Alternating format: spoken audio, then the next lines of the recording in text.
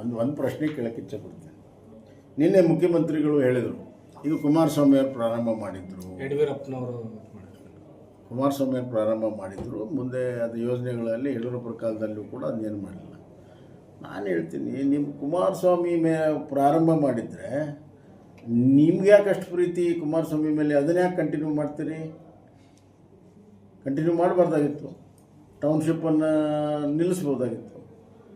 ನಿಮ್ಮದೇನು interest ಇದರಲ್ಲಿ? ಕುಮಾರಸ್ವಾಮಿಯ ಹೆಸರಿನಲ್ಲಿ ನಿಮ್ಮದೇನು interest? What is your interest?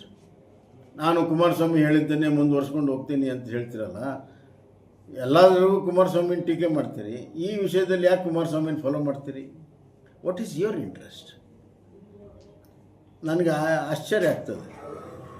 ಆದ್ದರಿಂದ ನಿನ್ನೆ ಅವ್ರು ಏನು ಹೇಳಿದ್ದಾರೆ ಅದರಲ್ಲಿ ಭಾಳಷ್ಟು ಕೂಡ ಅವರ ಒಂದು ಇಂಟರ್ನಲ್ ಅಜೆಂಡಾ ಏನಿದೆ ಅದನ್ನು ಮುಚ್ಚಿಟ್ಕೊಳ್ಳೋ ಪ್ರಯತ್ನ ಕೂಡ ಅವ್ರು ಮಾಡಿದ್ದಾರೆ.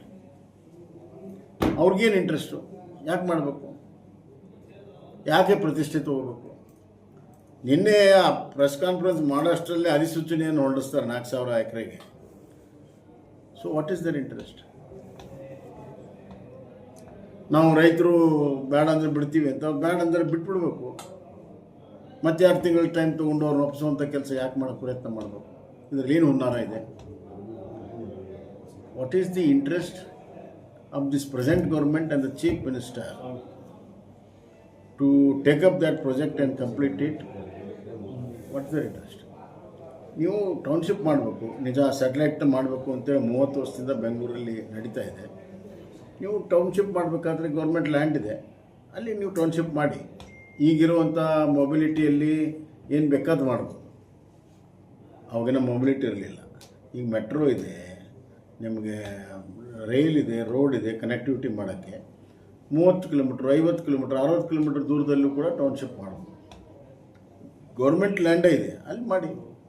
ಸರ್, ಅಲ್ಲಿರೋ ರೈತರು ಏನ್ ಹೇಳ್ತಾ ಇದ್ದಾರೆ, ಬರೀ ಈ ಭಾಗದಲ್ಲಿ ಎಲ್ಲಾ ಒಂದು ಫ್ಯಾಕ್ಟರಿಗಳನ್ನ ಅಥವಾ ಟೌನ್ಶಿಪ್ ಅನ್ನ ಮಾಡೋದ್ರ ಬದಲು ಉತ್ತರ ಕರ್ನಾಟಕಕ್ಕೆ ಹೋಗಿ ಅಲ್ಲೆಷ್ಟೋ ಯುವಕರಿಗೆ ಉದ್ಧಾರ ಆಗುತ್ತೆ. ಅದಂತೂ ನೋಡಿ, ಅದು ರೈತರು ರೈಟ್ ಇವರೇ ನೋಡಿ, ನಾನು ಮುಖ್ಯಮಂತ್ರಿ ಇದ್ದಾಗ ನಾನು ಟೌನ್ಶಿಪ್ ಮಾಡಬೇಕಾಗಿರುವಂಥದ್ದು ನಾನು ಎಲ್ಲಿ ಮಾಡಿದ್ದೆ ಅಂತಂದರೆ, ಉತ್ತರ ಕರ್ನಾಟಕದ ರಾಯಚೂರು ಜಿಲ್ಲೆಯಲ್ಲಿ ಸರ್ಕಾರಿ ಜಮೀನು ಎಲ್ಲಿದೆ ಅಲ್ಲಿ, ಮತ್ತು ಬೆಳಗಾಂ ಡಿವಿಷನಲ್ಲಿ ಸರ್ಕಾರಿ ಜಮೀನು ಎಲ್ಲಿದೆ ಅಲ್ಲಿ, ಮತ್ತು ಚಿತ್ರದುರ್ಗ, ಮಧ್ಯ ಕರ್ನಾಟಕ ಮತ್ತು ತುಮಕೂರು ನಡುವೆ ಬೆಂಗಳೂರು ಹತ್ತಿರ ಎಲ್ಲಿ ಸರ್ಕಾರ ಜಮೀನಿದೆ ಅಲ್ಲಿ ಟೌನ್ಶಿಪ್ಪನ್ನು ಮಾಡಬೇಕು ಅಂತ ನಾವು ತೀರ್ಮಾನ ಮಾಡಿದ್ವಿ. ಅದು ಯಾವುದೇ ವಿವಾದ ಪ್ರಶ್ನೆ ಬರೋದಿಲ್ಲ, ರೈತರ ಜಮೀನು ತಗೋ ಪ್ರಶ್ನೆ ಬರೋಲ್ಲ.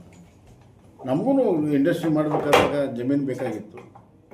ನಾವು ಇಲ್ಲಿ ಹಾವೇರಿ ಜಿಲ್ಲೆಗೆ ಮಾಡಬೇಕಂತ ಹೇಳಿದಾಗ ಮೋಟೆಬೆನ್ನೂರು ನಮ್ಮ ಅಧಿಕಾರಿಗಳು ಹುಡುಕಿದ್ರು. ಆವಾಗ ಕೈಗಾರಿಕೆ ಅಧಿಕಾರಿಗಳು ಅಲ್ಲಿ ರೈತರೆಲ್ಲ ಬಂದು ಹೇಳಿದರು, ನಮ್ಮ ಫಲವತ್ತಾದ ಜಮೀನಿದೆ, ನಾವು ಕೊಡಲ್ಲ, ನೀವು ಮಾಡಬೇಡದು, ಕೈ ಬಿಟ್ಟಿವಿ. ಅದನ್ನು ಕೂಡಲೇ ಕೈ ಬಿಟ್ಟಿವಿ.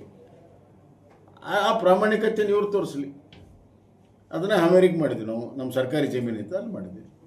ವಿದೌಟ್ ಎನಿ ಅಕ್ವಿಸಿಷನ್ ನಾವು ಮಾಡಿದ್ವಿ. ಬಿಡದಿ